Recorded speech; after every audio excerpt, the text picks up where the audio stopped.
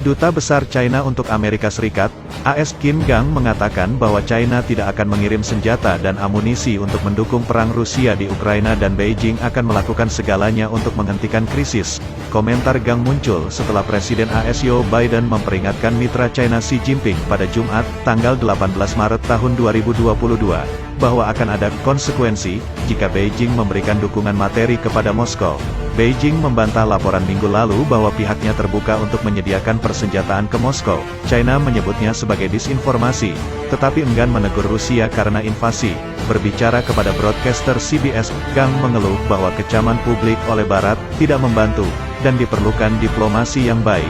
Sebelumnya AS memiliki informasi yang menunjukkan bahwa China telah mengungkapkan beberapa keterbukaan untuk memberikan bantuan makanan, militer hingga keuangan untuk Rusia melawan perang terhadap Ukraina.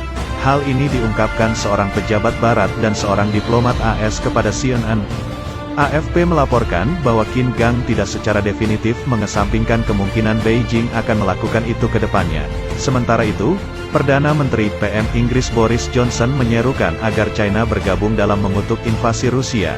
PM Boris menyebut perbuatan Presiden Rusia Vladimir Putin itu sulit dimaafkan. Seiring berjalannya waktu, dan jumlah kekejaman Rusia meningkat, saya pikir semakin sulit dan memalukan secara politis bagi orang-orang, baik secara aktif maupun pasif untuk memaafkan invasi Putin, kata Boris kepada Sunday Times. Adapun Presiden AS Joe Biden sebelumnya sudah memperingatkan Presiden China Xi Jinping melalui sambungan telepon.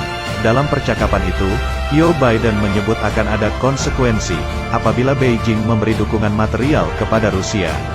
Seorang pejabat senior pemerintah mengatakan meski China belum secara resmi menyatakan akan membantu Rusia, namun selama pertemuan 7 jam yang intens di Roma, seorang pembantu utama Presiden AS Joe Biden memperingatkan mitranya dari China tentang potensi implikasi dan konsekuensi bagi China jika dukungan untuk Rusia akan datang.